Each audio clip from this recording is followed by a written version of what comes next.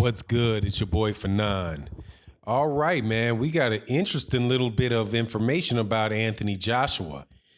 And it appears as if Anthony Joshua might have been canceled by ESPN. His appearances on ESPN and First Take were canceled by higher ups at ESPN, which would, I guess you could kind of phrase it like ESPN blacklisted Anthony Joshua.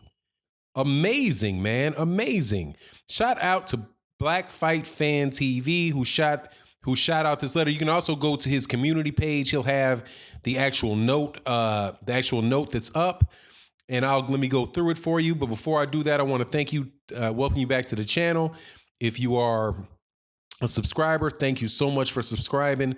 If you're not, I hope you accept my invitation to subscribe to the channel and hit the bell icon so you can be notified of when we release more videos.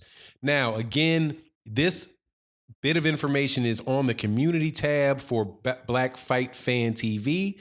Please go subscribe to my man, Black Fight Fan TV. Also, you can check him out on Trill Bison Talk with 78 Sports TV.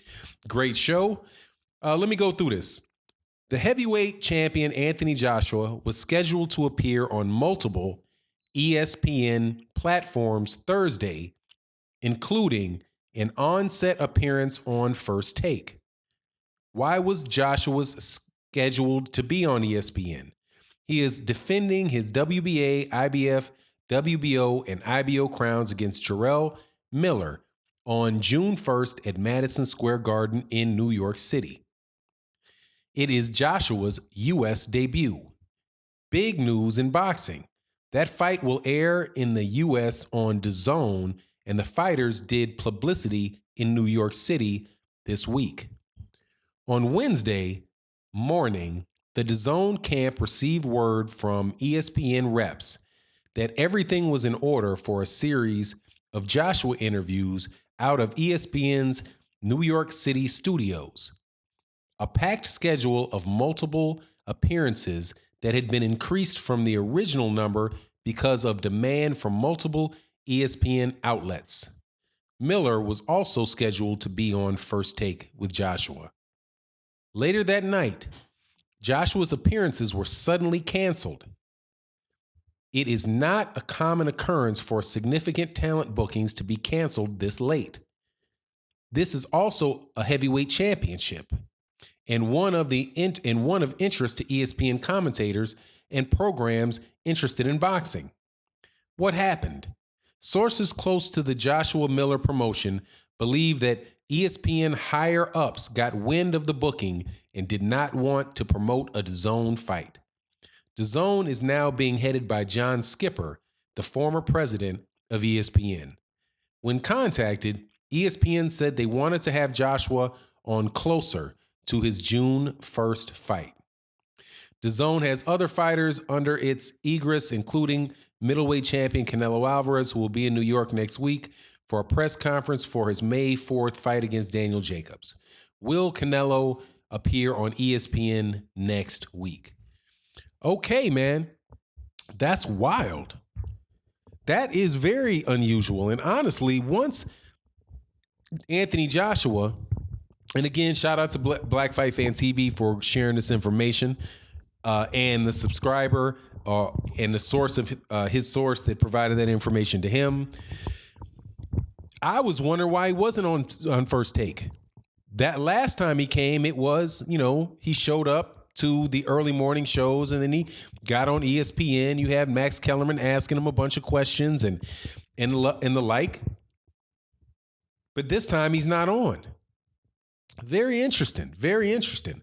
Let me take a guess at what would cause that. ESPN just signed Tyson Fury. And Tyson Fury is the heavyweight that they are probably going to be promoting.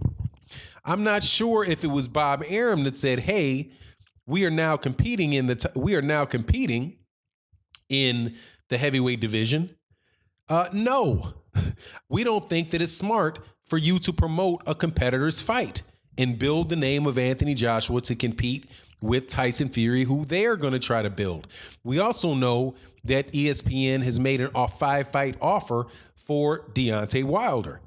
And that is shout out to Keith Idec. You can check that article on boxingscene.com where they talked about the scenario for Tyson Fury signing with ESPN.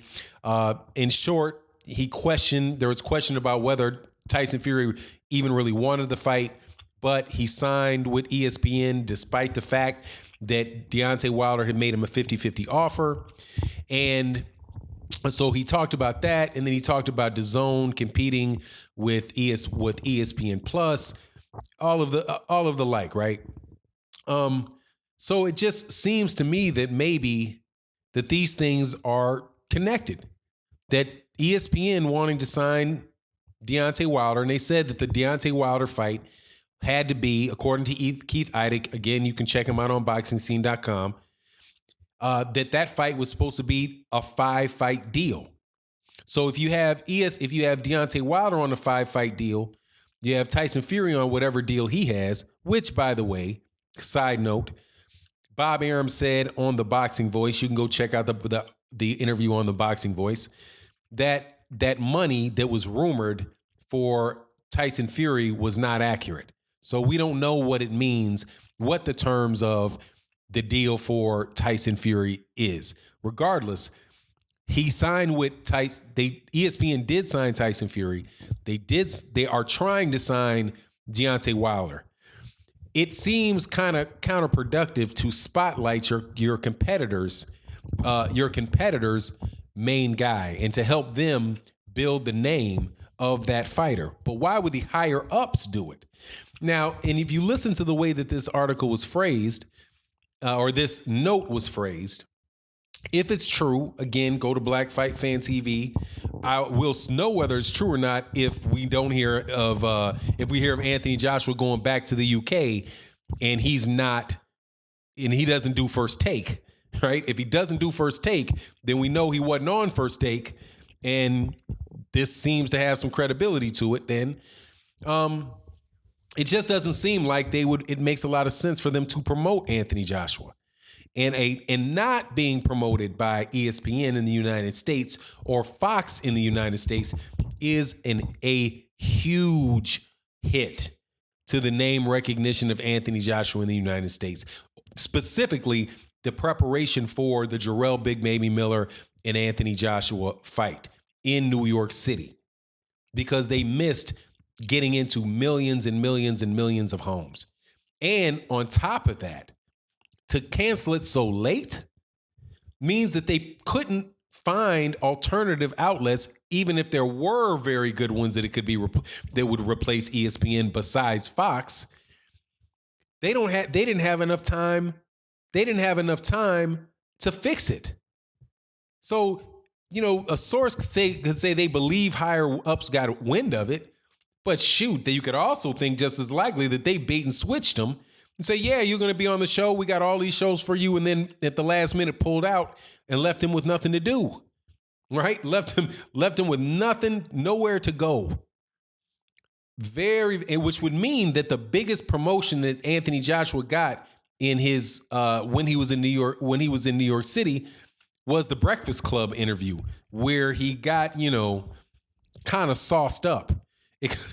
Now, it could also have something to do with maybe some of those guys at ESPN got a wind of what he said in that interview and how many mistruths he threw around. But hey, man, that's just kind of me clowning. But but hey, at the end of the day, man, he didn't get on. He was not allowed to show his face on ESPN. And I'm not buying this excuse, even if that's true. Just assuming that the note is true, right? Assuming that the note is accurate, that they want to have him on closer to the fight. Why not have him on now and then? Why wouldn't you do it ahead of time, right? Because you can get him on. There's obviously, for boxing fans that are interested in boxing, we all know that he's there. The only people that wouldn't know that Anthony Joshua was in New York was the casual fans. But that was something would be of interest to have now. You can do it now and then. So I don't buy, though, we want them to come on closer to the fight. I wouldn't be surprised if they didn't let him on right before the fight. because clearly the highest level of this is that DAZN, which is like it said in the note, is run by John Skipper, who used to work for ESPN, right? It's obvious that they don't want to help their competitors dig into their market, right? That's the most obvious explanation for it. But anyway, that's a big blow. That's a big blow to the promotion for this fight, and it's also a shot across the bow to the zone. That look, man, the big boys. Well, you're not just gonna walk up in here and get this money. You're not gonna use us to shut us down. Very interesting stuff, man. Very interesting stuff. So anyway, it is what it is. Again, I'm just gonna put a picture up here, man, because I want you to go to the community tab on on Black Fight Fan TV's channel to actually see the article that was written. I read it here for you, but again, please go subscribe to Black Fight Fan TV. This is his information that he broke, and he definitely deserves the credit for that. And with that, I'm out. Peace.